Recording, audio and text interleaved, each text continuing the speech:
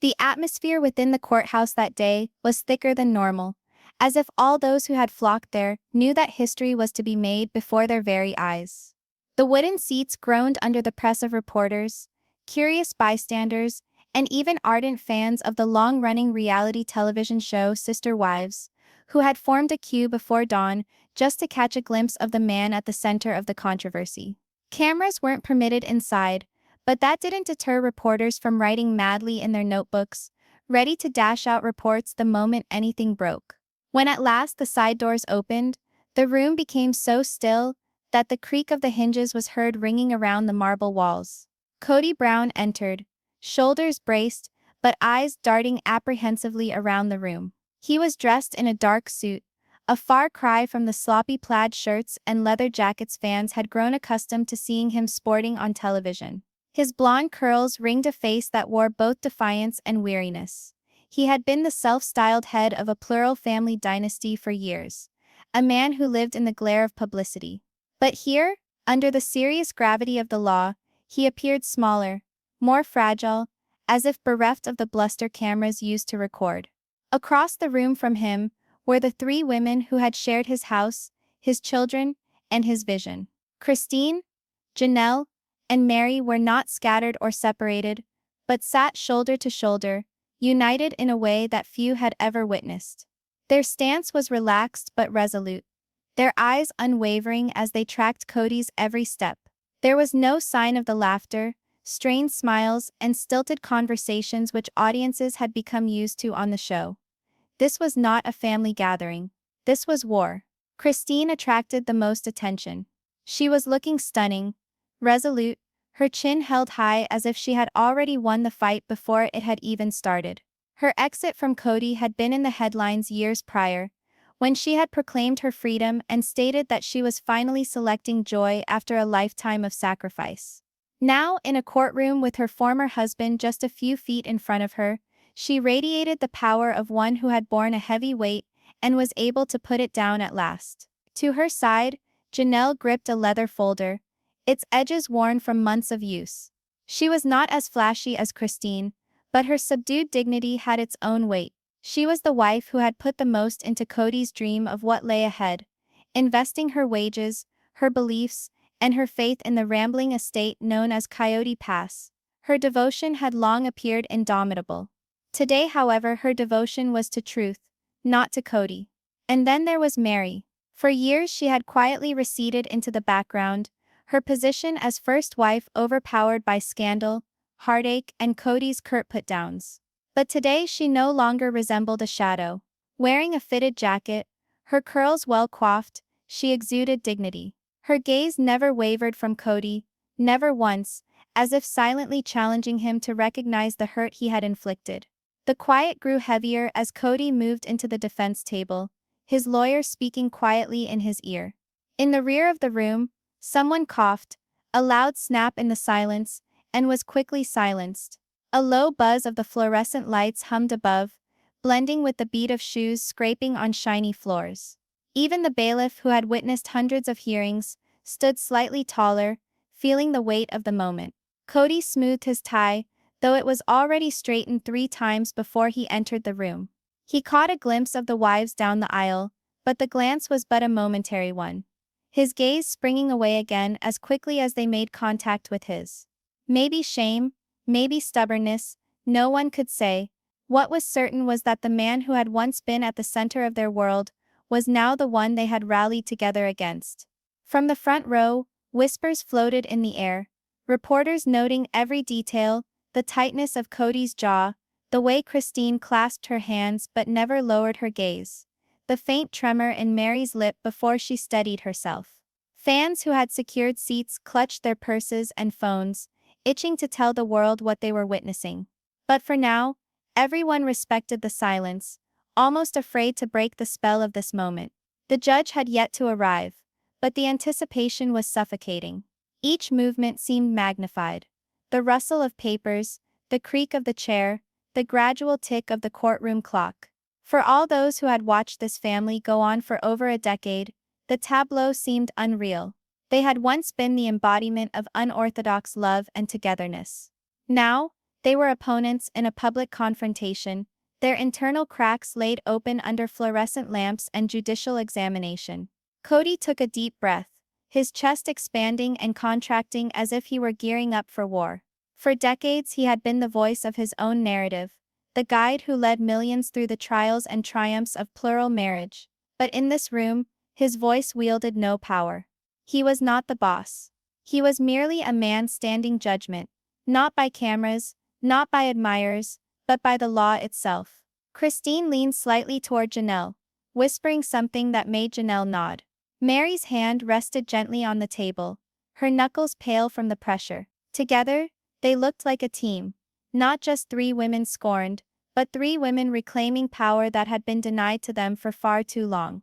Their unity was both symbolic and practical, a living testament to the cost of betrayal. The double doors at the rear swung open once more, and the muttering swelled and fell like a wave when the bailiff heralded the judge's arrival.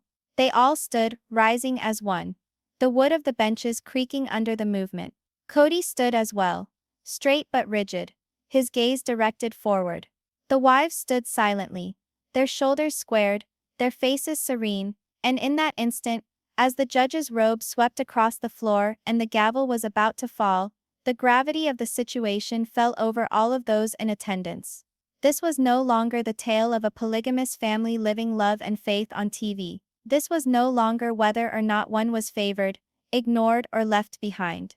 This was about responsibility. The courtroom was a stage now, and the spectators sat in rapt anticipation, holding their breath for the curtain to go up on the most dramatic act of all. And it had all started in silence.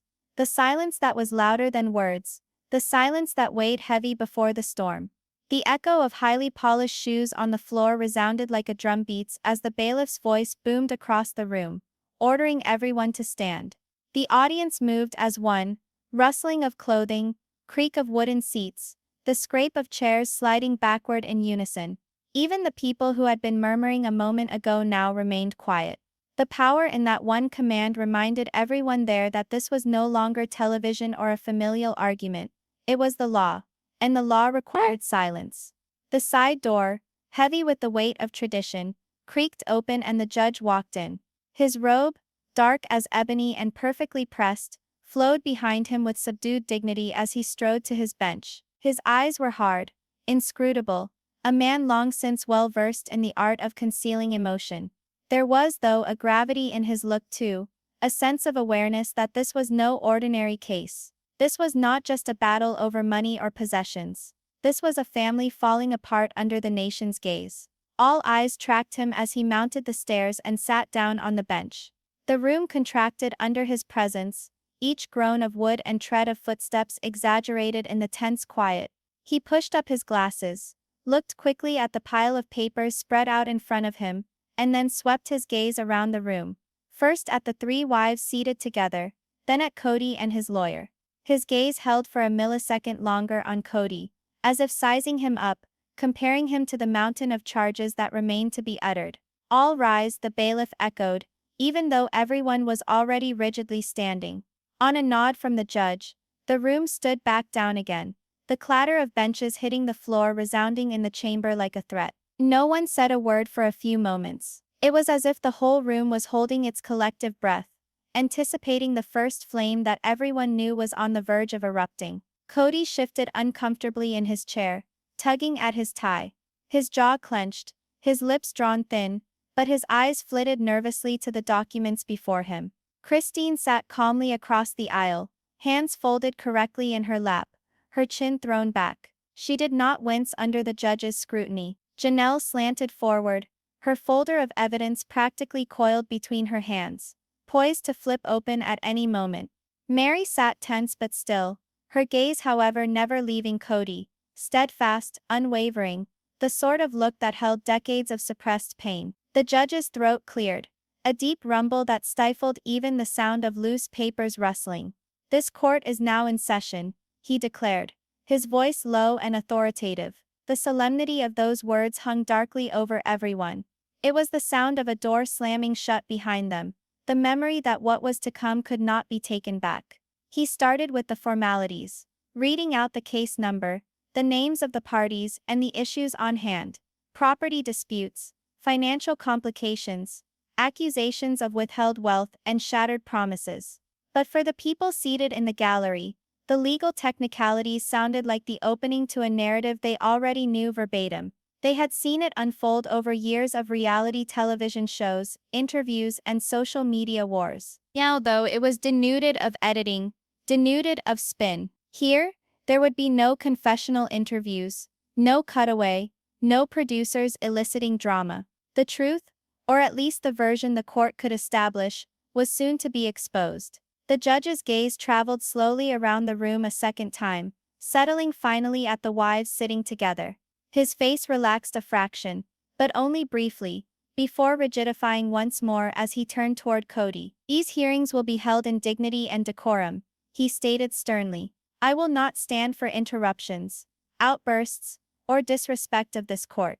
Do I make myself clear?" Kody nodded stiffly, his lips opening to reply, but his lawyer placing a light hand on his arm, a silent request for him to remain silent. On the other side of the aisle, Christine replied with a cool "Yes, Your Honor," her voice firm and unshakable. Janelle answered likewise, her voice lower but firm, and then Meri, whose voice held an underlying strength that caused a few in the gallery to lean in, surprised by how strong she sounded.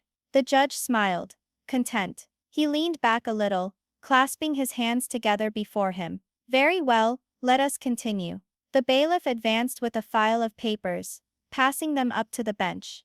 The judge leafed through them deliberately, his forehead creasing at some passages. The light scratch of the nib of his pen as he made annotations in the margins was the only noise in the courtroom. Every page that he turned appeared to suck the air tighter, the tension heavier. Everyone there was aware that in those pages were the accusations, the evidence, the secrets that would acquit or convict. Kody sat stiffly, fingers drumming against the table in front of him, before his lawyer placed a gentle touch on his hand to quiet him. He was accustomed to dictating the course of events, accustomed to talking over his wives, directing the conversation, dictating the tone. But all that was stripped away from him in this room. His words would be interpreted by his attorney, his defenses torn apart by the judge, and his reputation taken apart not by newspapers, but by sworn affidavits. Christine's eyes flashed towards him, catching his fidgeting hand before it came to rest. There was no smile,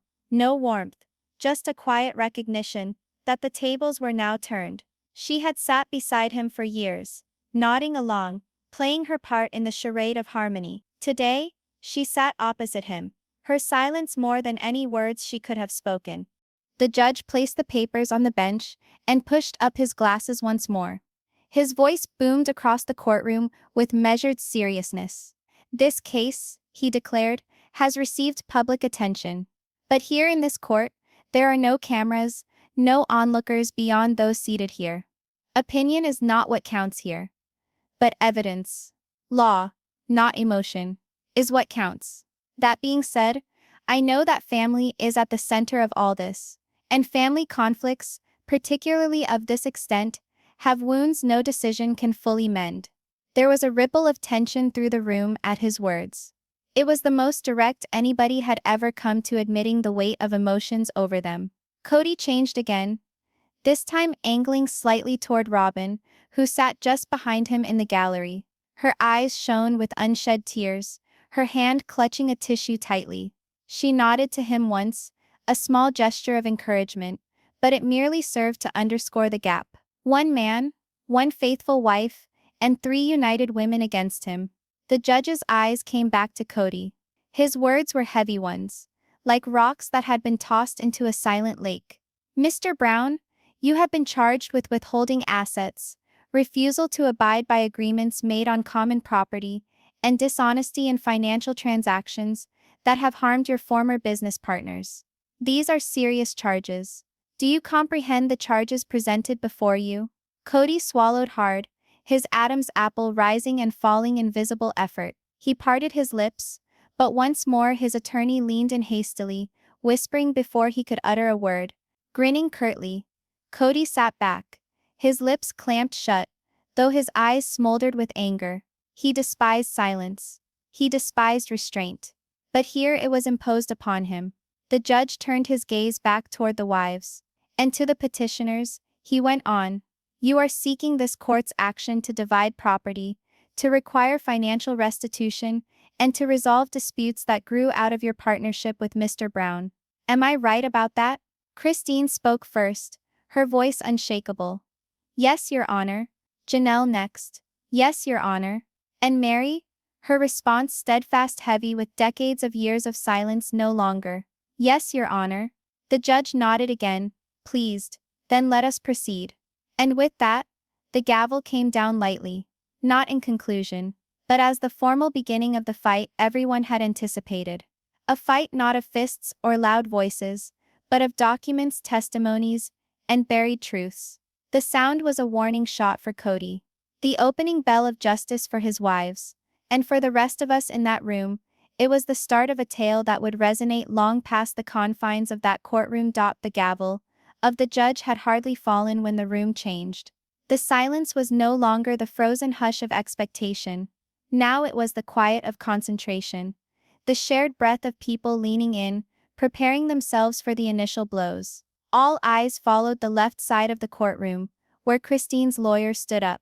He was an older man with a head of silver hair and bright glasses that shone under the fluorescent lights. He fastened his jacket with precise slowness, as if to remind them all that this case would not be hurried. When he finally entered the empty space between the bench of the judge and the rank of benches, his voice boomed in the chamber, clear and sharp. Your Honor, he said, this is not just a case of land or wealth. This is not a petty case of contracts or lost forms. What we are here to settle is betrayal. Years of trust, broken, promises abandoned, and sacrifices ignored. The sentences hung suspended like smoke after an explosion. There were a few murmurs from the gallery, but these died away under the piercing stare of the bailiff. Christine drew herself up straighter, her hands clasped tightly in her lap, her face serene, but her eyes glinting with stifled fire. Janelle nodded once, as if confirming each word the lawyer said. Meri sat stiff, arms folded on the table, her eyes fixed intensely on Kody, as if challenging him to reject what was coming. The lawyer went on, his words building momentum with each passing sentence. These women dedicated years of their lives to Mr. Brown's dream. They raised his children. They constructed his house. They were with him through success, through adversity, through scorn, and through strife. And what did they get in return? They were cheated. They were excluded. They were deprived of what was theirs. He stopped and waited for the impact of his words to register. Kody's jaw clenched. He shifted in his seat. His lawyer tried to lean in and whisper, but Kody swatted him away with a hard gesture of his hand. His eyes flashed with annoyance, and while he kept his mouth clamped tight, his face reflected hostility. The lawyer strode towards the bench, picking up a folder from his desk. He set it down gingerly in front of the judge, pushing it forward with the silent assurance of a man who carries a gun. Your Honor, in this folder is evidence, bank records, transfer documents, and written contracts. They will reveal how Mr. Brown channeled money into private accounts, how he manipulated joint property deals, and how he left these women high and dry after assuring them security. The judge adjusted his glasses, flipping the folder open. The scratch of his pen against the paper echoed faintly. Each page he turned was like a small hammer striking, not yet a gavel, but a prelude to judgment. The attorney stepped back slightly, his voice softening as he gestured toward Christine. My client Christine Brown spent nearly 3 decades in this marriage. She worked for her children. She gave her labor, her dedication, and her trust.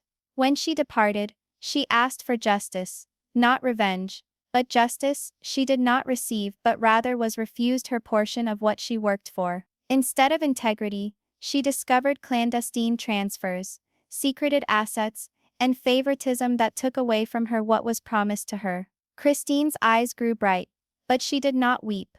Instead, she set her jaw a little higher, her face set in determination. For her, these were not just words, arguments, they were fact. Words she had lived, survived, and ultimately escaped. The lawyer addressed then Janelle, who was holding on to her folder. Mrs. Janelle Brown invested her own wages into the family property, specifically into the Coyote Pass development. She thought Mr. Brown's dream, believed in his assurances, and invested her hard-earned money on creating a future that would set up their children and grandchildren. And what did she get? Vacant lots, stalled projects, and the declaration that her investment was never hers to start with. Janelle's mouth compressed into a taut line, but her eyes smoldered. She had always been the measured one, thinking everything through, the practical wife who never sought trouble. But now her patience had thinned, and her determination was etched into every angle of her face. And Mrs. Meri Brown, the lawyer declared finally, his voice softening even more, almost awed, the first wife, the legal wife. She was with Mr. Brown when no one was, when their household was small, when their problems were big. She gave him the legitimacy he required. And yet she was discarded, left without love, left without honor, left without the dignity that even a broken marriage commands. Meri blinked once, but she didn't blink again. Her face stayed frozen otherwise. The gallery leaned in as if they could catch some flash of feeling from her. But Meri was a master at keeping it in. Whatever was storming inside her, she would not allow it to show itself. Not here, not now. The attorney stepped closer to the judge, his voice lowered even further, but it packed a new level of intensity. Your Honor, this is not a case of revenge. It is a case of justice. These women do not seek anything but what is rightfully theirs. They do not seek cruelty, only fairness. But what we will demonstrate through evidence, through testimony, through incontestable fact, is that Mr. Brown abused their trust, used their devotion, and sought to profit from their silence. Today that silence ends. The judge leaned back in his chair, his face a mask, though his eyes had turned sharper, more intense. He thumped his pen on the edge of the folder on his lap, a telling gesture that the words had hit their target. Over on the opposite side of the aisle, Kody finally shifted from his rigidity. He leaned forward, his fingers wrapped around the edge of the table so tightly they whitened. His face turned a red color, and while his lawyer moved to soothe him, Kody couldn't quite hold back. A quick gasp caught in his throat, its volume betraying the gallery's ears. A couple of gasps ran through the spectators, only to be followed by the bailiff's stern look. But Kody settled back once more, his chest heaving as if a man was trying to suppress flames burning within him. The wives, meanwhile, sat unmoved. Christine's hands rested lightly in her lap, her gaze fixed forward. Janelle's folder remained closed but ready, her fingertips brushing its edge as though itching to open it at the right moment. Meri's stare never wavered from Kody, her silence heavier than any accusation spoken aloud. The lawyer sat back down with deliberate coolness, but the resonance of his words remained in the room. To those who had questioned whether or not this case was serious, there was no question anymore. This was not small, this was not petty. This was betrayal naked, under the bright lights of justice. The judge slowly closed the folder, carefully, his fingers pushing the papers against it as if closing the papers for keeps. He did not immediately say anything. He let the silence linger once more, letting the room experience the weight of what had been said. When he finally met Kody's eyes, his were unblinking and piercing. The silent message was evident, the allegations were serious, the proof was tangible, and the war had merely started. The moment the charges hung in the air, Kody could not remain seated anymore. He had leaned forward, his face red, his chest raking in the kind of breathing that was not from fatigue, but from anger trying to be held in check. His fingers drummed against the smooth wood of the table with an impatient beat, and his jaw worked as though he were masticating words too bitter to be swallowed. At last he cracked his palm down flat on the surface. The sound boomed through the courtroom like a pistol, springing shocked gasps from the spectators. Not betrayal. He spoke out, his voice raw and quivering with passion. He addressed the judge, but his glance darted sidewards towards his wives, piercing and accusative. This is family affairs. This is our life, our sacrifice, our blood, sweat, and tears. And now they want to turn it into something ugly. They want to ruin me because they quit. The judge's gavel came down once, a firm call to order, but Kody ignored it, his chest still heaving and expanding with rage. His lawyer yanked at his sleeve, whispering a hasty, cutting something, but Kody shook him off. His eyes flashed to Christine, growing tighter and tighter with each sentence. You knew what this was when you married me. You knew what you were signing up for. Decades of shared vision, decades of partnership. And now you sit here acting like I stole from you. Christine didn't blink. She sat upright, her fingers still arranged in neat folded conformity, her face one of cold calm. Her silence was stronger than any argument could have been. Kody's attorney finally rose, his face set, his hand held out as though attempting to stem the fire his client had just ignited. Your Honor, if I may be so privileged, I would prefer to answer the charges officially. The judge nodded slowly, his gaze on Kody as if warning him in silence that another display would be expensive. Kody collapsed into his chair, but his frame was rigid, every muscle tightened, his hands digging into the table edge until his knuckles turned white. The lawyer fidgeted with his tie, cleared his throat, and started. Your Honor, the narrative just presented may sound compelling, but it is built on emotional exaggerations and selective memory. The truth is far more balanced than these accusations suggest. He gestured toward the three wives across the aisle, his voice measured but firm. Yes, these women contributed to the family. Yes, they worked hard. They raised children and they were part of the vision, but they also benefited. They had lived for years in houses facilitated by shared income. They had enjoyed the way of life provided by the same reality show that featured this family. They had taken the benefits without complaint. And now, since relationships have turned bitter, they come demanding more than their fair share. A shiver of unease ran through the courtroom. Some nodded subtly in the stands, accepting the lawyer's argument. Others shook their heads, refusing to believe that the sacrifices made by the wives were so easily dismissed. The lawyer went on, his confidence increasing as he presented his case. Mr. Brown did not trick them.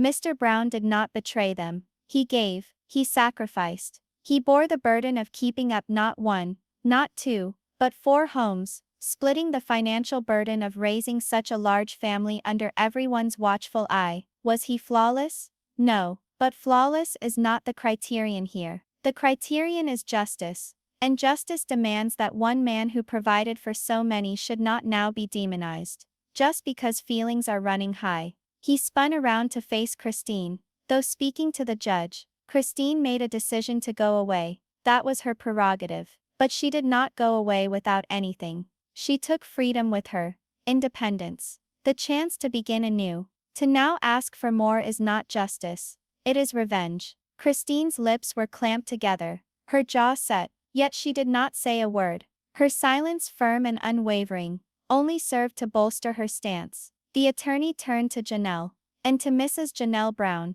Although she discusses investments, the point is that the family worked together. Money was pooled, assets were shared. Coyote Pass never was promised to be hers alone. It was to be a legacy in common, a dream for everyone. To now insist upon ownership of half is to rewrite history, to partition a dream that was always meant to be complete. Janelle's hand rested on top of her folder, the slightest quiver of restraint indicating that she yearned to rip it open and respond to each word.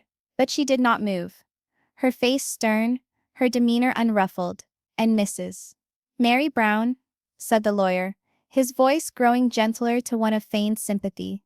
She talks about being forgotten, about being dismissed, but she too was nurtured for years. Her needs were provided for.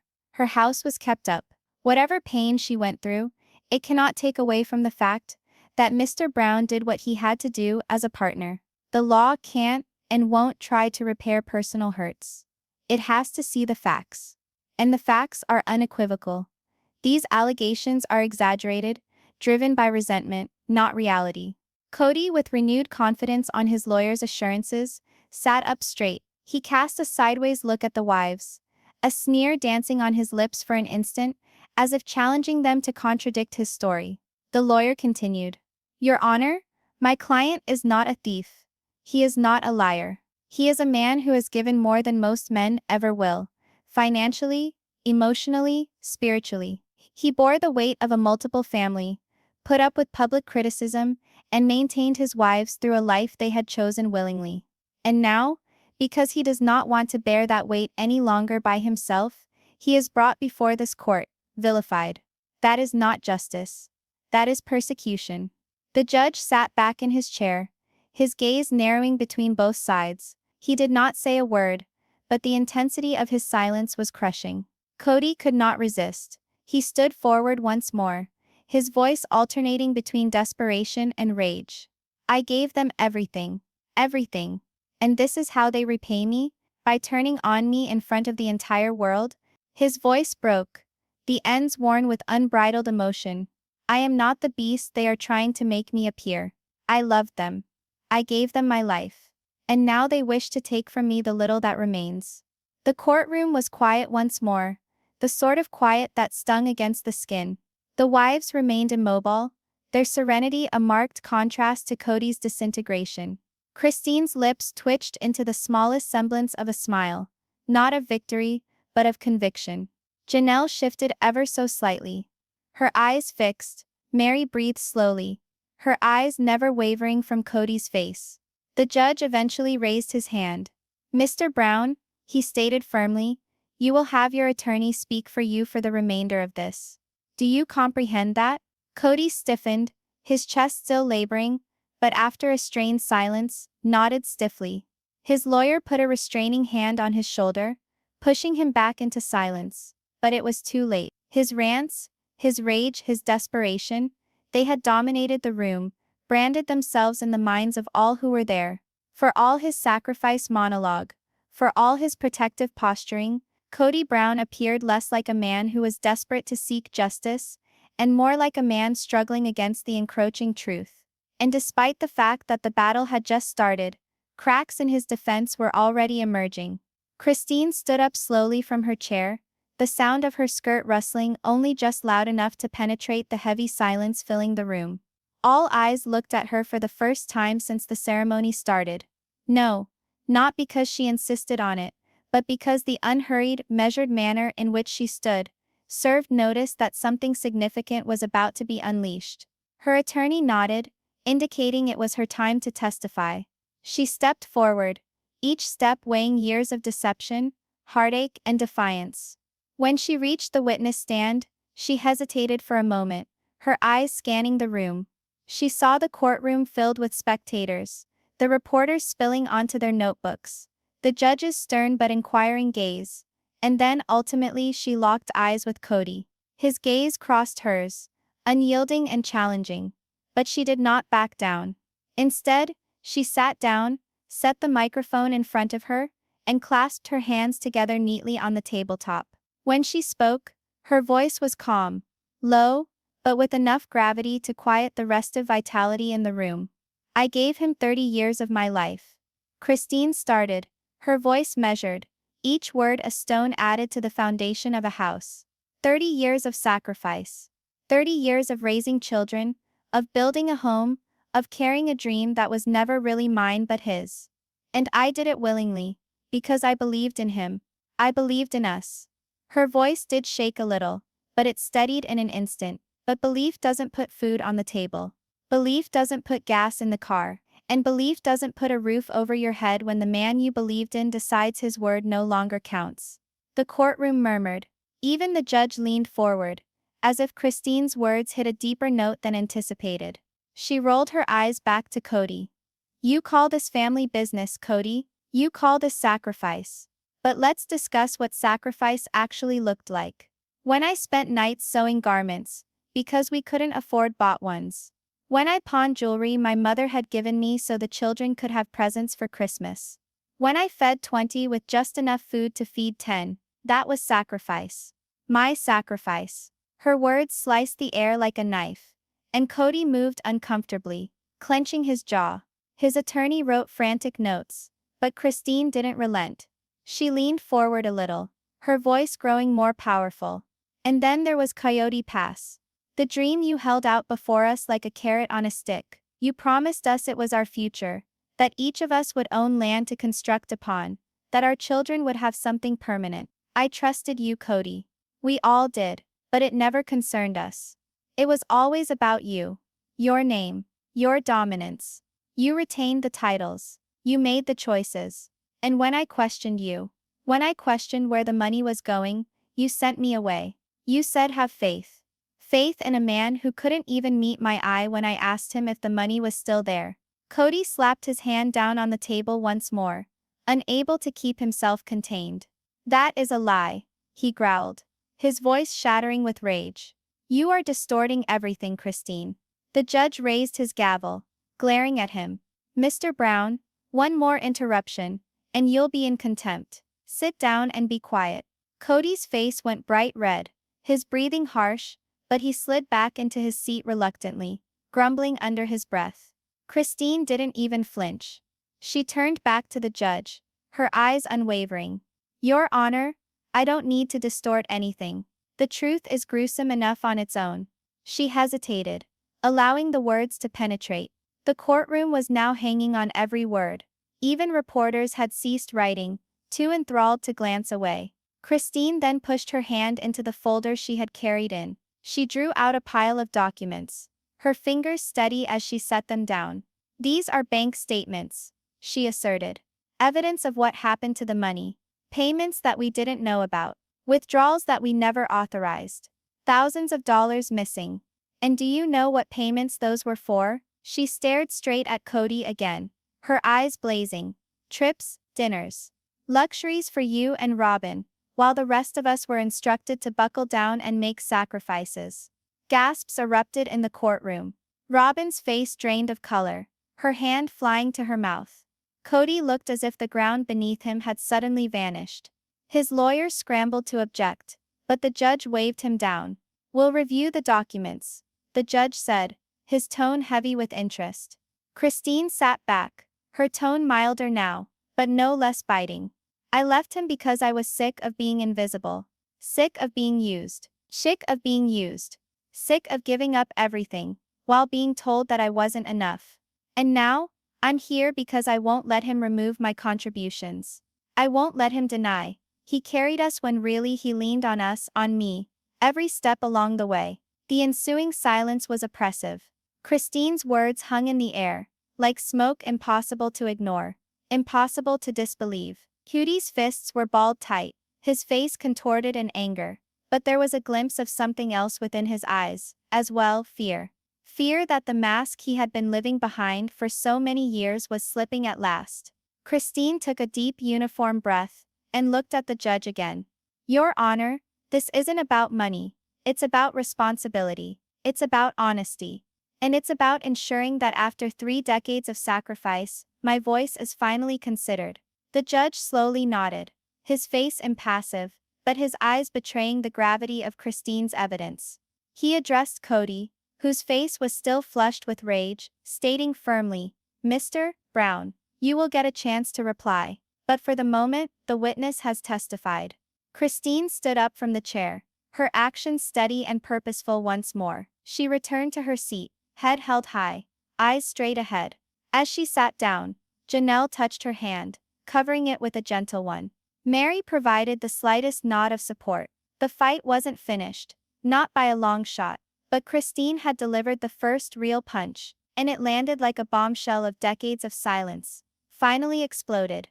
For the first time in weeks, it wasn't Kody's voice that filled the air, it was Christine's. And no one, not least Kody, could silence her now. Janelle stood up from her chair, with silent determination, adjusting the front of her jacket before moving forward. There was no dramatics in her actions, no uncertainty. While Christine's testimony had burned with raw emotion, Janelle's demeanor exuded something different, precision. She had been anticipating this moment, her proof in order, her words honed into the sort of truth that did not leave room for fleeing. When she came to the stand, the air in the room grew thick once more. Reporters rustled papers, the audience leaned forward, and even the judge resettled his glasses, definitely knowing that what was about to happen would count. Janelle sat down, fiddled with the microphone, and folded her hands together. Her attorney moved aside, understanding that she didn't require much direction. When Janelle addressed the crowd, the tone of her voice was firm, steadfast, but overlaid with a hardness that caused individuals to sit up in their seats. "I'm not here to tell stories or talk about feelings," she began. Her gaze flicked briefly toward Christine, a silent acknowledgement of her sister wife's bravery. Then she looked forward, her tone sharpening. "I'm here to talk about numbers, because in our family, Numbers told the real story long before emotions ever did. Kody shifted uncomfortably, already sensing where this was going.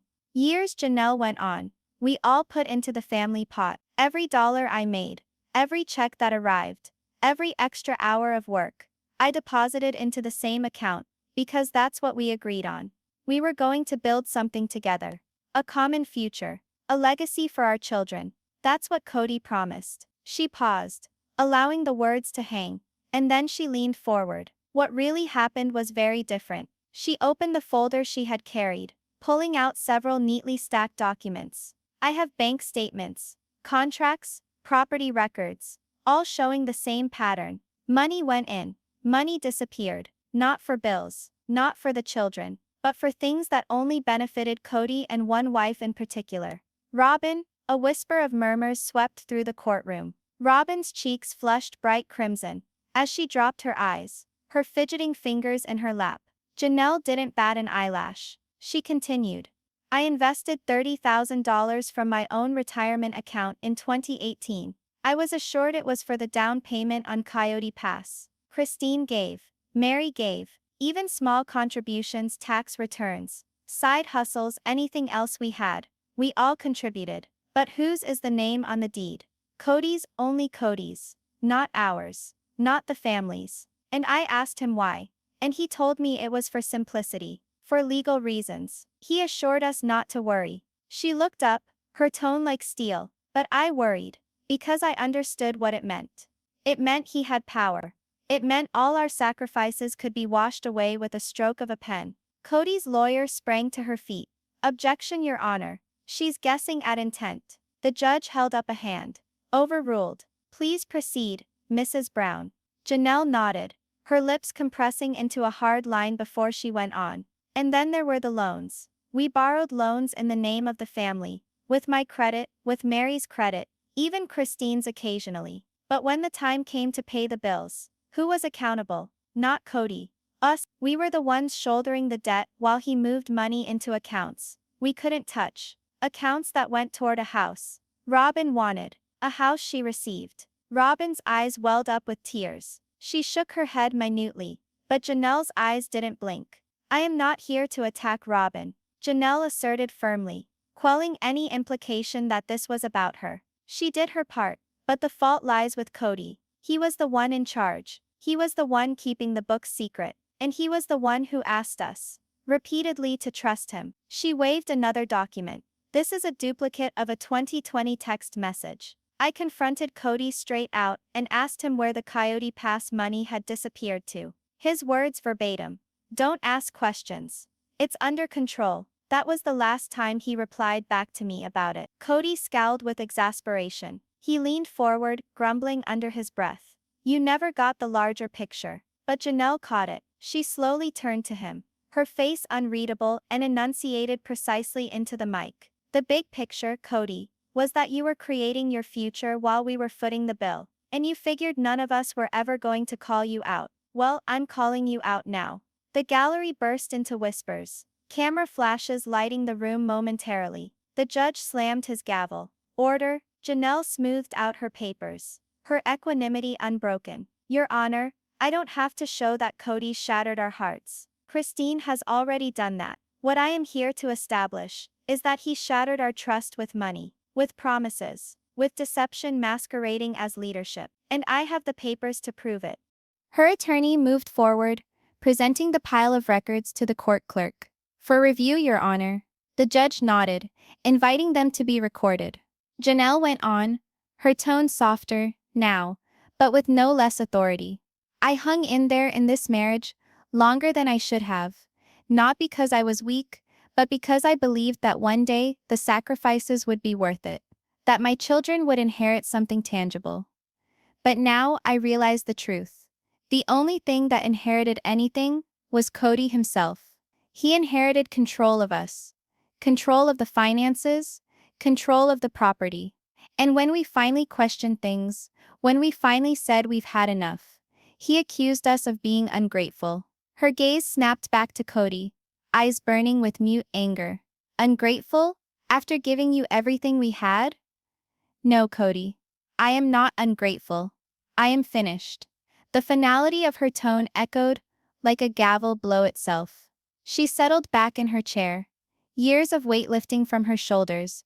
As she let her breath out, the judge accepted the documents, scanning hastily through the first couple of pages, his face nodding. Mr. Brown, he spoke slowly. These records are worrisome. You will get a chance to reply, but I think you should be careful in your choice of words. Kody's attorney whispered wildly in his ear, but Kody's expression was determined, his stare fixed on Janelle. It was not the gaze of a man with answers. It was the gaze of a man trapped. As Janelle returned to her seat, Christine reached for her hand, squeezing it in solidarity. Meri's eyes glistened, a silent acknowledgement that every word spoken was true. For the first time, the three women sat not as wives, but as allies bound together by truth. And the courtroom could sense it. The tide was shifting. The courtroom weighed heavy. As Meri slowly rose from her seat, she did not bring a folder full of papers like Janelle, nor did she bring the brazen defiance Christine had presented. Rather, she brought something else, something invisible, but intensely felt. Years of silence, years of being set aside, years of disappearing into the background, as everyone else got their spot in the narrative. She moved quietly to the stand. But in that stillness, others leaned in. Even the reporters who had been scribbling furiously for minutes stopped, knowing that what was to be revealed would not be figures and court arguments. It would be the unadorned, unvarnished truth of a woman who had gone unseen for too many years. She sat, her fingers shaking slightly as she fiddled with the microphone. For a moment she didn't say anything at all, just breathed, her gaze on her folded hands. The judge waited quietly, the court in stunned silence, waiting for her to find words. Eventually she began to speak, her words barely above a whisper, almost fragile sounding at first. I was the first. Her voice broke a little, but she continued. I was the one who believed in him before anyone else. I married Kody when it was just us, when we had nothing but each other. I stood by him when he said he wanted more, when he said he was called to live differently. I believed him. I believed in him. And in the process, I disappeared. Her voice imposed a silence over the room. Even Kody, who had been restlessly flipping through Christine and Janelle's testimonies, stopped at her voice. Meri's eyes welled up, but she would not glance away from the microphone. Do you have any idea what it is like? She asked quietly. To be in a marriage and be treated as if you're invisible. To hear other rooms filled with laughter, and your own falling still. To watch the man you love spend his time, his energy, his love with everyone except you, but glance right over you, as if you don't exist. She shifted her head a little then, her eyes squarely on Kody. That's what my life was. I wasn't a wife. I wasn't a partner. I was something he got tired of. A reminder of something he didn't want anymore. Kody's lips formed a thin line, his eyes seething, but Meri went on speaking before he could get a word out. Her voice became more confident with each utterance, as if each sentence shed a burden she had been carrying for years. I remained because I was a believer in loyalty. I remained because I thought that if I just tried harder, if I was just more patient, if I just waited, he would return to me. But he didn't. He closed me out. He erected barriers I could not climb. And every time I demanded to know why, every time I pleaded with him to look at me, he said I was the issue. She hesitated, shaking her shoulders. The hush was heavy, and some in the gallery wiped away tears. I was so desperate, Meri whispered, her voice almost inaudible. So desperate to feel like someone wanted me, that I reached outside for something. And when I was catfished, everyone laughed. The world ridiculed me.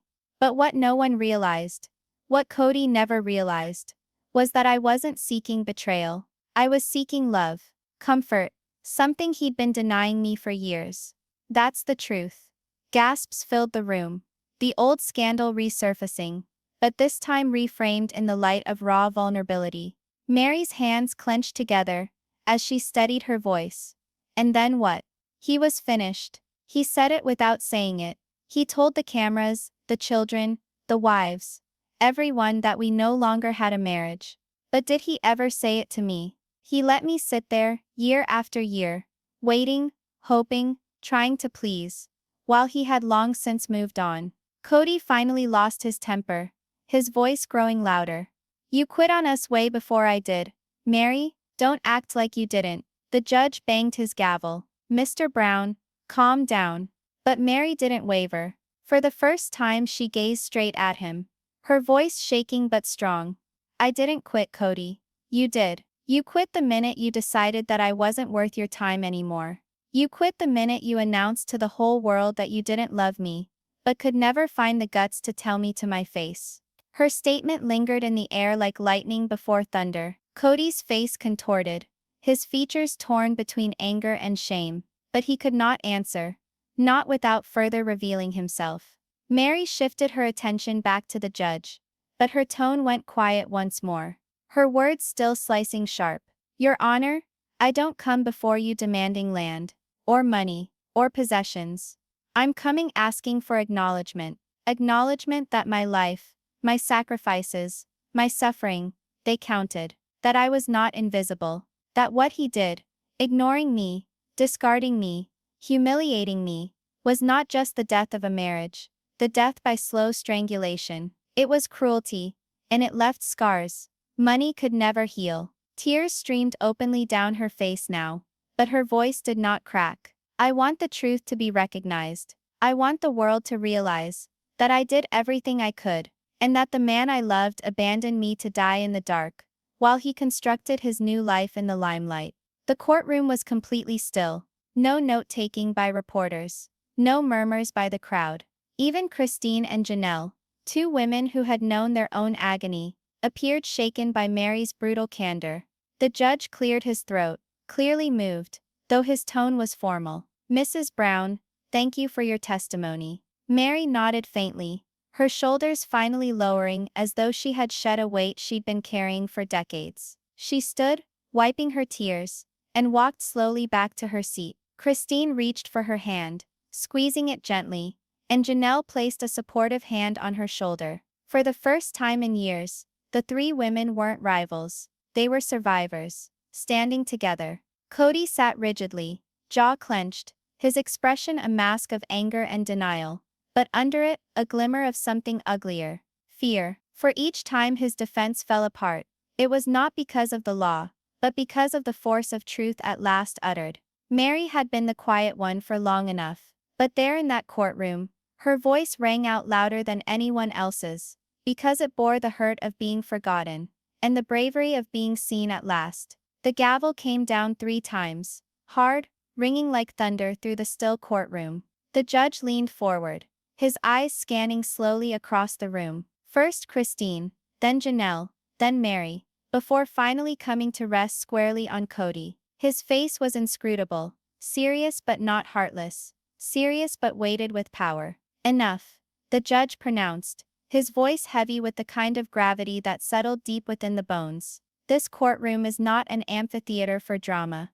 nor is it a battlefield for old scores. It is a forum for truth, for justice, and for accountability. The room froze a little more, if at all possible. Reporters went silent in mid-sentence, pens hovering above notepads. Christine leaned back in her chair, Janelle's hands clenching tighter over her folder, and Meri wiped away the tears still moist on her cheeks. Everyone sensed the judge was going to say something that would set the tone for this entire case. He looked Kody straight in the eye, his voice slow and measured. Mr. Brown, I have heard your defense. I've observed your outbursts, and I have listened intently to the accounts of the women who sit before me today. What I observe, and what this court cannot help but notice, is a disturbing pattern, one that transcends personal disagreements or failed relationships. What I see is a man who has lost not only the trust of his family, but one who has had scant regard for the outcomes of his actions. Kody bristled,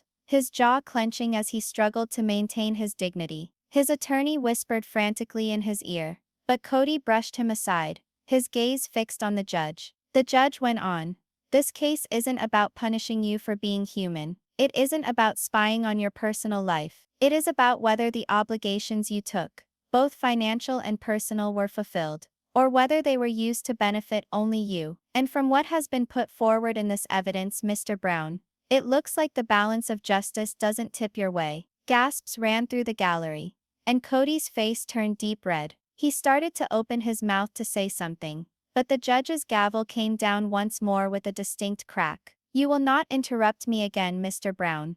Steel crept into each word of the judge's voice, sharpening it. You have had your say. You chose passion over clarity. You chose accusation over accountability. And I will not have this court used as a circus for your pride. Christine's lips twisted into the slightest shadow of a smile. But Janelle watched straight ahead, suppressing the flash of satisfaction that danced in her chest. Meri, though, dropped her eyes, her face an unreadable mask, as if still calculating whether or not justice could ever heal her wounds. The judge's eyes turned now to the wives. And as for you, Mrs. Christine Brown, Mrs. Janelle Brown, Mrs. Meri Brown, you have spoken with courage. This court recognizes the weight of your sacrifices, the truth of your testimonies, and the strength it takes to come forward. But let me be clear. This proceeding is not about vengeance. It is not about airing private wounds before the world. It is about law. And while your testimonies carry this court,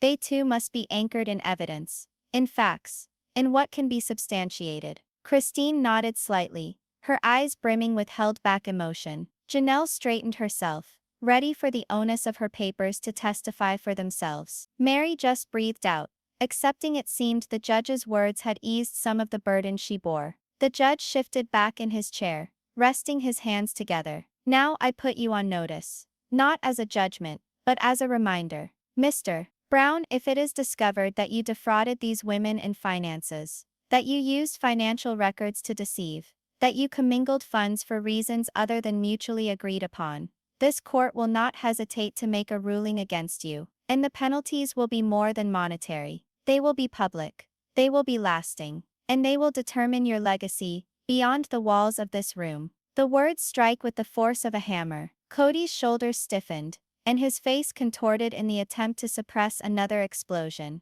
His lawyer wrote madly, hissing, "Calm down, don't react." But Kody's fists went white against the table. The judge's tone softened a bit, but the gravity lingered. You may have thought, Mr. Brown, that you were above reach, that your celebrity, your story, your hold on this family would protect you. But here in this courtroom, it does not matter. None of it. Not your TV show. Not your reputation. Only the truth. And the truth cuts through even the most powerful deceptions. The gallery buzzed, the reporters snapping photos with speed, the flashes lighting up Kody's angry face. The judge shifted his attention back to the wives. And to you, I will say this. You have come in search of justice. And this court will do all it can to see that fairness is meted out. But be prepared as well. Justice is not always the same thing as closure. The truth may not heal every wound. The law cannot redo your past, but it can secure your future. Christine's throat constricted,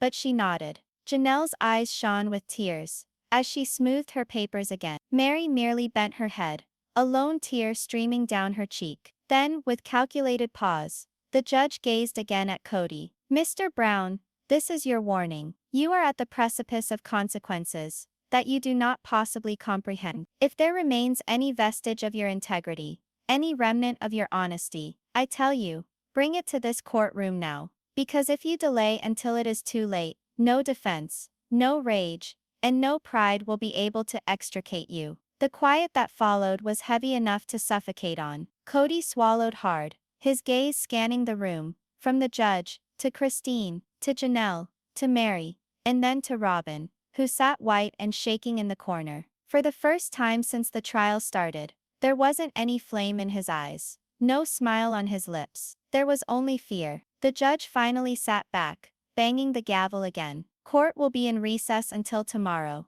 Mr. Brown, this is your opportunity. Use it well. The scraping of benches, the rising murmurs, and snapping cameras filled the air as the session was brought to an end. Christine stood firm. Janelle collected her proof, and Meri gripped her hands tightly together, all three exiting not as shattered women, but as survivors with truth on their side. Kody, however, sat still, his eyes staring at the ground, his body tensed with anger and fear. The warning had been issued, and for the first time, He grasped something unsettling to him more than losing his wives. The courtroom was filled with hushed murmurs as all of them returned after recess. The atmosphere seemed thicker, electrified, as if everyone in there sensed that something historic was about to be revealed. Christine sat on one side, her hands held tightly together, her knuckles white. Next to her, Janelle laid out papers on the table, scanning them over with the deliberation of one who had rehearsed this exact moment. Meri sat silently, her eyes cast down, but her face inscrutable. Kody arrived a minute later, his suit disheveled, his eyes red-rimmed. Yesterday's warning by the judge still clung to him like a thundercloud.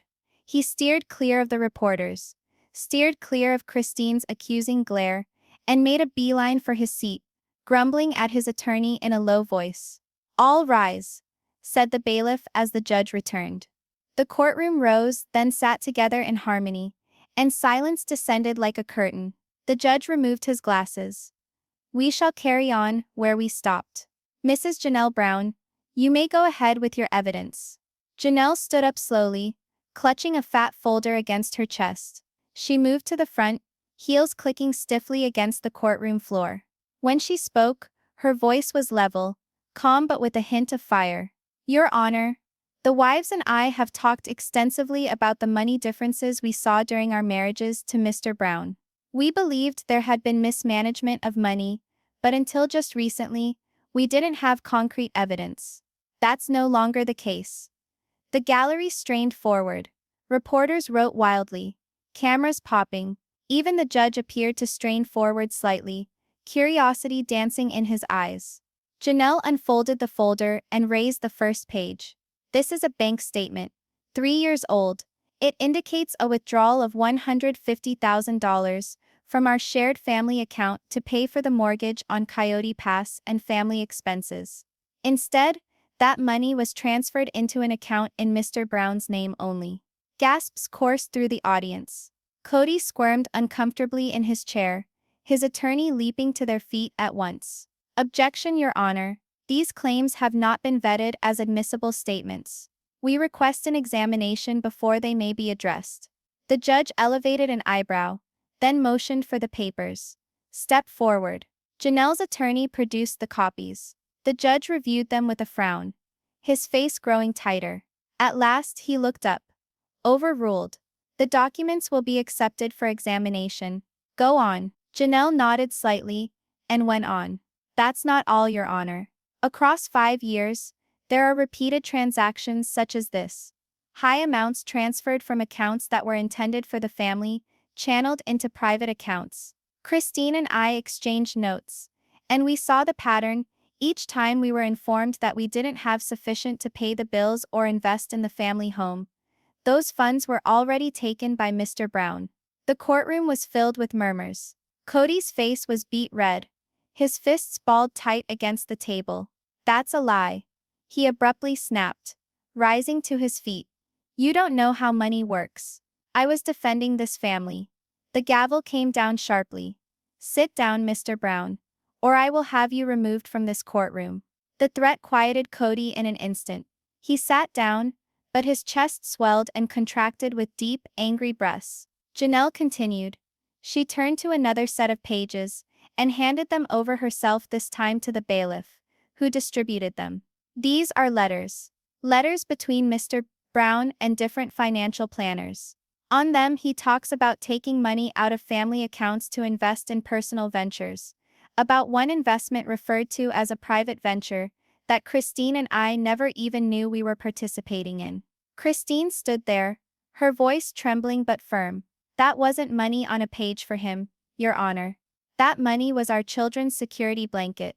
It was school tuition, it was groceries on the table, and all the while he was stealing it from us. He was lecturing us on how we weren't planning our finances right. He was lying to us all along." The gallery gasped once more, the tension almost unsustainable. Reporters were writing their notes as fast as they could, their eyes bulging in shock. Kody's lawyer leapt up once more. "Your Honor, these papers may be forged. We need to be allowed time to verify them." But the judge silenced him with a cutting tone. "They will be verified.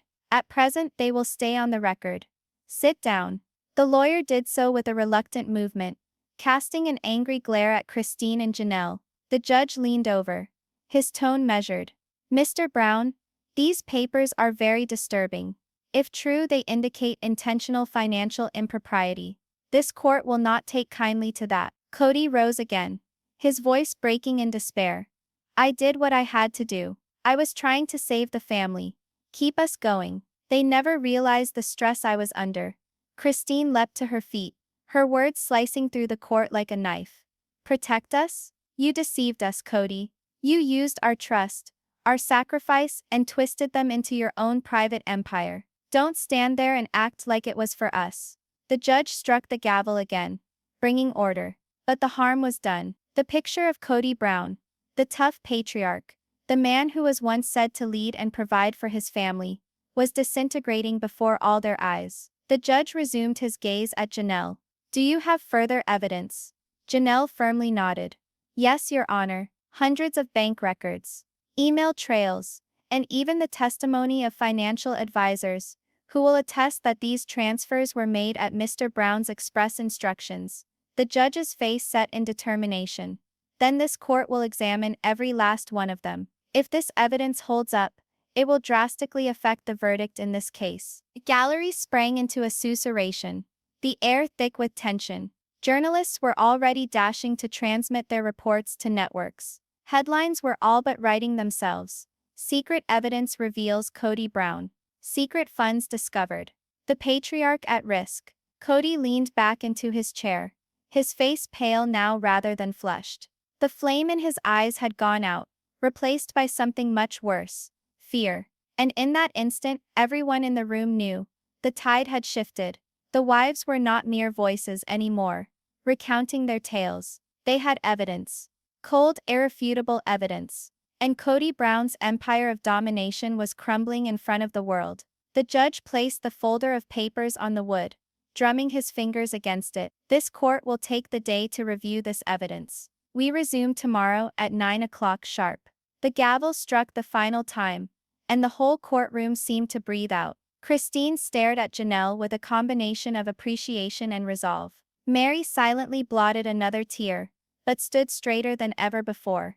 For the first time, the three women felt the balance tipping in their direction. Kody did not stir. He sat immobile, looking down at the table, his hands shaking ever so slightly, as he came to accept that the truth he had concealed for years was no longer his alone. The secret evidence had surfaced, and it was sufficient to bring all that down. The instant the gavel came down, which signaled adjournment, the courtroom erupted into pandemonium. Cameras blazed like lightning. Reporters ran for the doors to get their stories published, and onlookers hushed so loudly it sounded like a growl rather than a hum. Christine, Janelle, and Meri rushed by, led by their lawyers. They didn't glance back at Kody, seated stiffly at the defendant's table. His fingers clutched the rim so hard his knuckles were white as bone. Robin stood behind him, white-faced and nervous, but even she shunned his gaze. Outside the courthouse, the drama was explosive. Scores of reporters vied for position on the steps, microphones held aloft, cameras vying for the most advantageous position. Security guards had created a tight ring around the wives, but that didn't dissuade the flurry of questions. Christine, how do you feel now that the evidence is out? Janelle, do you think this will be financial fraud? Meri, do you ever regret that you stayed in the marriage as long as you did? Do you believe Kody is guilty? Christine held her chin high, her voice steady but controlled. This wasn't about revenge. This was about the truth. And now the truth finally comes out. Janelle chimed in. The documents speak for themselves. We did not choose to fight, but we will no longer be silenced. Meri, quieter but firm, just stated, it's time for accountability. The reporters almost fell over each other, calling out questions as the women boarded black SUVs parked at the curb. Flashbulbs lit up their set faces as the vehicles drove away into the street. Inside the courthouse, Kody and his attorney remained. The media were waiting for him as well, and he knew it. He finally appeared 20 minutes later, appearing more gaunt than ever. Cameras clustered around him immediately. Kody, are the allegations true? Did you steal from your wives? Do you have hidden accounts? Will you go to jail if you're found guilty? With a raised hand, Kody boomed in pretend confidence. These claims are exaggerated and taken out of context. I have done nothing but provide for my family. This is a witch hunt, fueled by bitterness and lies. The reporters weren't convinced. They pressed harder, cameras catching every twitch of his jaw, every bead of sweat on his forehead. Kody shoved past them angrily, snapping, "You'll see. The truth will vindicate me." But outside the courthouse, the public wasn't buying it. Social media went wild within minutes. Twitter timelines flashed with hashtags such as #Kody Brown trial, #Sister Wives Justice, and #Hidden Millions. TikTok videos of Christine's statement circulated, picking up millions of views within a couple of hours. Instagram Reels analyzed Janelle's bank records like forensic analysis, with influencers providing commentary like veteran attorneys. Fans who had watched the Brown family for more than a decade spewed out their reactions. One trending tweet read, "Christine warned us years ago." Janelle remained silent, but she knew. Meri hung on. And Kody, he gaslighted them all. Now it's finally catching up with him. Another fan posted, "This isn't Sister Wives anymore. This is Law and Order. Polygamy Unit." YouTube shows that focused on family drama and reality TV analyses went live immediately, attracting tens of thousands of viewers. Panel discussions broke out in morning shows. Even mainstream media that had avoided the show until then were suddenly reporting every aspect of the trial. Kody Brown, a news anchor stated, once touted as the face of contemporary polygamy, is now charged with financial treachery so dire it may destroy not just his reputation but his liberty. On Facebook, Sister Wives fan groups shared lengthy threads regarding the bombshell revelations, breaking down seasons of episodes. Fans unearthed clips from years ago when Kody proclaimed that finances were lean, and how those scenes are now contradicted by the documentation of covert withdrawals. The betrayal was personal with them, as if they had all been duped along with the wives. Outside of the courthouse, strangers assembled to hold signs. One stated, "Justice for the Sister Wives." Another, "Kody Brown = fraud." But not everyone opposed him. A smaller contingent of supporters held "We stand with Kody and the wives are bitter." Signs and chanted that the women were lying, that reality TV had distorted reality. The divergence of viewpoints made courthouse steps seem more akin to protest rally than to legal proceeding. While that was happening, the wives convened in a hotel room somewhere nearby in private. Christine scrolled through her phone with a look of disbelievement as she shook her head at the barrage of messages. "People are saying I'm a hero," she said under her breath. Janelle, always the pragmatist, replied, "This isn't about heroics. This is about being heard. But we have to prepare ourselves. Kody isn't going down without a fight." Meri sat in silence, observing the newscast on the television. The screen continued to cycle through Kody's courthouse statement, his angry face caught mid-yell. "He's disintegrating," she murmured. "And the world is watching it all in real time." In Kody's hotel room, things were gloomier. Pacing around like a caged tiger, he ranted at Robin and his attorney. "They're making me out to be a monster. A thief. For all that I've given up for them. This is a trap." Robin's voice shook as she attempted to calm him down. "Perhaps we can clarify.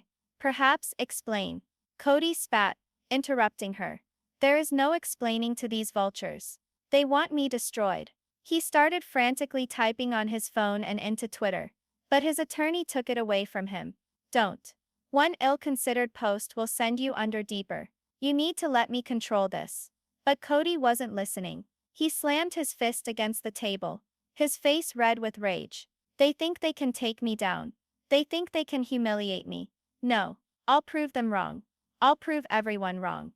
The attorney let out a deep breath, massaging his temples. "The issue is, Kody, the evidence appears to be damning, and the media frenzy makes matters all worse. If we can't successfully discredit those records, you might be looking at not only financial punishment, but criminal prosecution." Kody stood still, the words striking him as a body blow. The cameras had picked up his anger for the first time, but in private something else crept in: fear. In the meantime, as evening descended, news channels broadcast primetime specials analyzing the trial. Legal commentators speculated about outcomes. Would Kody be ordered to pay back the money? Would he go to prison? Was TLC complicit in turning a blind eye to the financial misdoings while profiting from the chaos of the family? The Brown clan, formerly caricatured as a quirky, dysfunctional home, was now the focus of a legal drama captivating the country. And Christine, Janelle, and Meri, getting ready for court the following day, knew this one thing for sure. The world wasn't just watching now. The world was taking sides. Kody Brown was more than a man sitting in a courtroom now. He was a headline, a scandal, a symbol of betrayal, and regardless of what did come next, his name would never again be mentioned in the same tone. The courthouse was not the same that morning. The group gathered outside was bigger than ever. Reporters, supporters, protesters, and curious observers lined the steps. Helicopters whirred overhead, streaming live coverage of the spectacle to audiences nationwide. The signs were larger, the chants more boisterous. Inside, the air was charged like a storm at its climax. Every available seat in the gallery was filled. Court officers stood 2 deep down the walls, ready to maintain order should the pressure erupt. Christine, Janelle, and Meri went in first, wearing subdued but regal colors, their faces granite hard. They had arrived ready to do battle, not only as ex-wives but as avengers of truth. Each of them carried folders full of papers, even though evidence had already been presented. It was a matter of stance, of demonstrating that they would not budge. A few minutes passed, and the heavy wood doors groaned open once more, and Kody stepped inside. The crowd waited as if in silence. He was impeccably dressed, hair styled back, jaw set hard. But behind the tidy facade, his eyes gave him away. They shifted fearfully, restlessly, uneasily. He didn't resemble a self-assured patriarch, but a man trapped. Robin followed him in, her face ashen, her fingers clasped around her purse for all the world like a lifeline. "All rise," the bailiff shouted as the judge approached. The rattle of bodies rising came like thunder. Then quiet descended as all sat. The judge rubbed his glasses into place, his tone even but weighty. "We gather today for the resumption of Brown v. Brown. This morning we shall hear closing arguments prior to deliberation." The attorney for the wives stood up first. He stood tall, cool, and slow in his actions. He spoke to the judge, his words cutting across the room. "Your Honor, in the previous sessions, you heard testimony. You heard evidence. The women in front of you, Christine, Janelle, and Meri, were not just wives. They were caretakers, partners, and providers for the family. They entrusted Mr. Brown with their joint finances, and in response, he violated that trust. The bank records, the emails, the words of advisors, they tell the same story. Money that was supposed to go to the family went off into private accounts. Their futures were threatened, their sacrifices belittled. This was not an accident. This was a pattern. And it is a pattern of behavior that requires accountability." He stopped, allowing the power of his words to hang there. Then he nodded toward the wives. "Your Honor, these women are not seeking sympathy. They are seeking fairness. For acknowledgement that their trust was violated in the most basic way. For justice."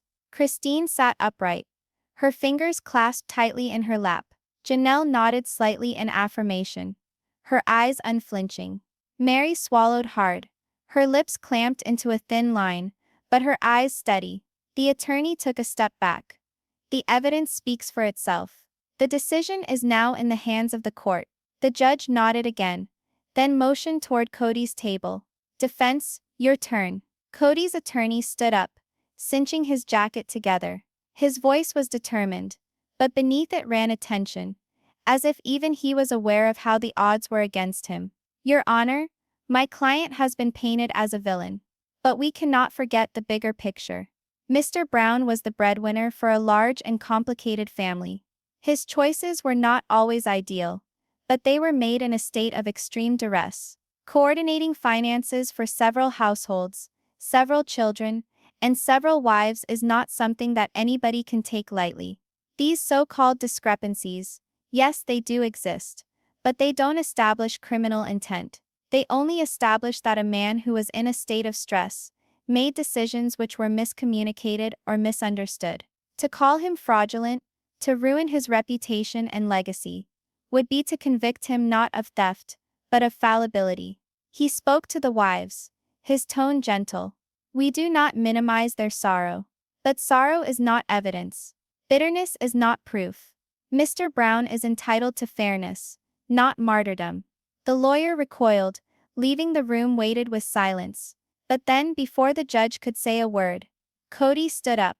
His lawyer grasped his sleeve, whispering, "Don't," but Kody pushed him away. His voice rang out across the courtroom.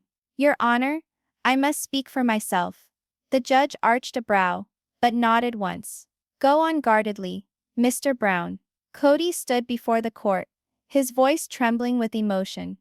"I have been dragged through the mud, accused of betrayal, of lies, of theft. These women," he jerked his hand at Christine, Janelle, and Meri, "they want to destroy me because I didn't live up to their expectations. Because I moved on. Because I refused to let them control me." Christine clenched her jaw. Janelle shook her head. Meri looked at him, her face quiet with anger. Kody pounded his fist on the table. "Yes, I moved money. Yes, I made decisions they didn't like. But I did it for survival. For this family. While they were griping, I was working. While they were undermining me, I was taking responsibility for dozens of lives." His voice broke. His face flushed with anger. "I am not a thief. I am not a liar. I am the reason this family had anything at all." The gallery burst into gasps, whispers, even boos. The judge's gavel came down sharply, silencing them.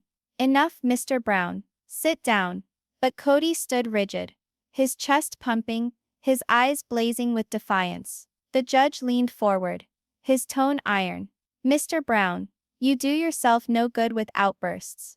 This is not a forum for speeches. It is a court of law. And in this court, evidence surpasses emotion." Kody's face dropped. For the first time, the blaze in his eyes faded, to be replaced by something rawer and more desperate. He slumped slowly back into his chair, his hands shaking. The judge's eyes swept the room, his glance keen. "I have heard enough. The cases are closed. This court will adjourn for deliberation. A verdict will be forthcoming tomorrow morning." The gavel came down. Once, twice, 3 times. The report told like a death drum beat. The room exploded once more. Reporters scrambling for the doors, onlookers murmuring, attorneys collecting papers.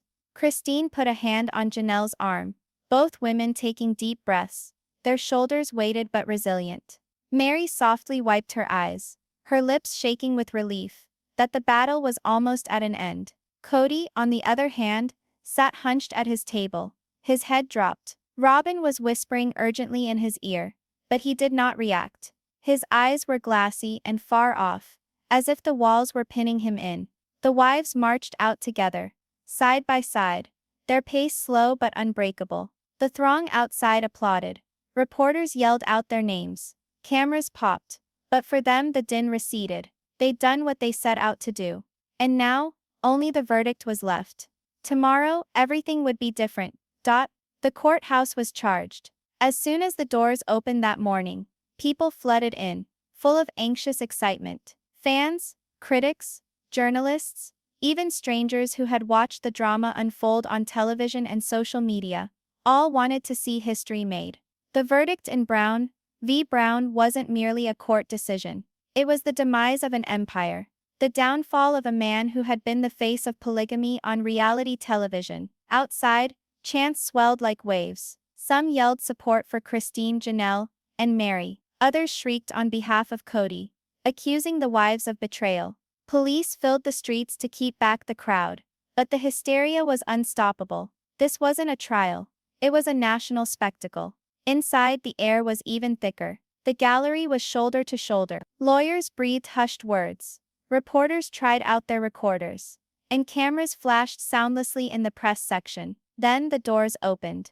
Christine stepped in first, calm but firm. Janelle entered next, moving steadily, her jaw clenched like steel. Meri came last, not as loud as the others, but her eyes were hard, unflickering. The three women sat together, side by side, a solid front.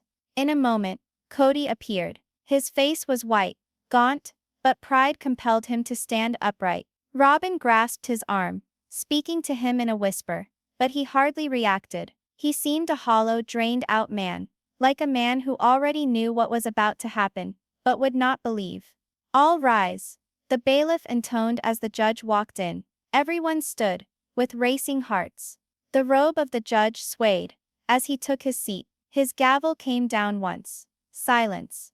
"We are here today," he started, "to render the verdict in the case of Brown v. Brown. Following lengthy testimony, examination of evidence and deliberation, this court has come to a conclusion." The room came to a standstill. The wives leaned forward in unison. Kody clenched the table so hard, his knuckles turned white. Reporters rested their pens. The judge cleared his throat and continued. "Many emotions have been stirred by this case. It has opened up old wounds in a family that once was familiar to millions of people throughout the country. But this court does not trade in emotion. It trades in fact and evidence." His gaze swept across the room and lingered for a moment on Kody. "The evidence has established a clear and consistent misappropriation of family funds by Mr. Brown.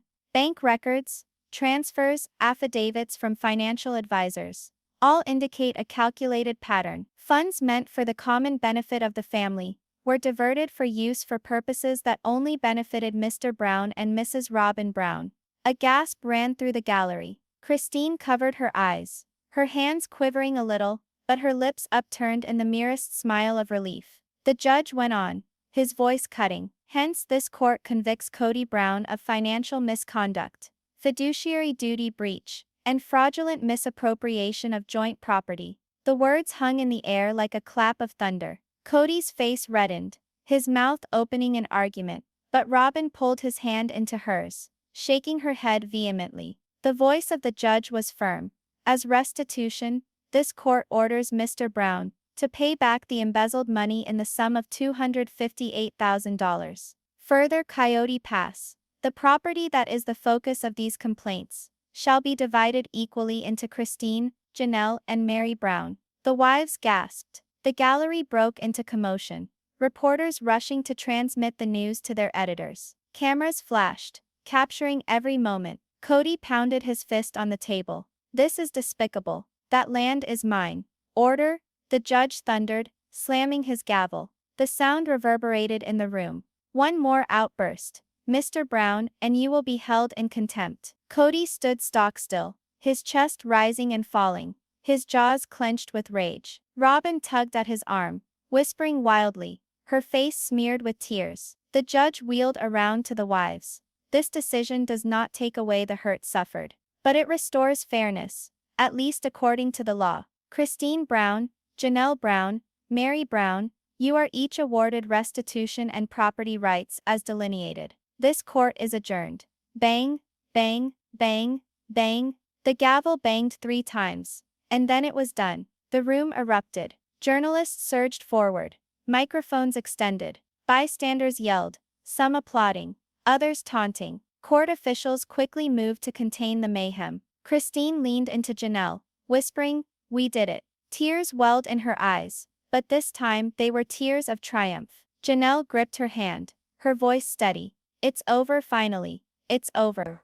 Meri, silent for so long, let out a shaky breath, whispering almost to herself, "We're free." Kody, on the other hand, fell into his chair. His frame leaned backward, his face ashen as the gravity of the verdict descended upon him. Robin cried softly at his side, her hand grasping his as if it were a rope to safety. He drew back, covering his face with his palms. For the first time in decades, Kody Brown, the man who had once exercised dominion over several homes, seemed completely helpless. As Christine, Janelle, and Meri exited the courtroom side by side, the group of onlookers waiting outside the courthouse erupted into cheers. Cameras popped wildly, reporters yelled questions, and fans waved signs proclaiming victory for the women. The 3 former wives didn't accept interviews. They didn't have to. Their expressions told it all. For them, the verdict wasn't just about money or land. It was about justice. It was about reclaiming their voices after years of silence. It was about proving that no matter how powerful someone seems, truth will always rise. And for Kody, the message was clear. The empire he built on control and secrecy had crumbled, right there in the cold, unforgiving walls of a courtroom. That evening, all the top news channels broadcast the story. Headlines shouted, "Judge tells Kody Brown to shell out $258. Ex-wives take Coyote Pass." Tete, Christine, Janelle, Meri victorious in courtroom showdown. Das Sal, Kody Brown, guilty of fraudulent misconduct. Social media erupted in a barrage of comments numbering in the millions. Some praised the wives, hailing them as heroes. Others ridiculed Kody, sharing videos of his courtroom meltdown. Memes clogged the internet. Sister wives supporters called it the finale they had been waiting for. For Christine, Janelle, and Meri, it wasn't the end of a trial. It was the start of a new one. One not held back by Kody's oppression, but by their own resilience and autonomy. And Kody Brown, his silence following the verdict was more potent than any words. The man who had dominated reality TV finally been muzzled by reality. The courtroom war was done. Truth prevailed.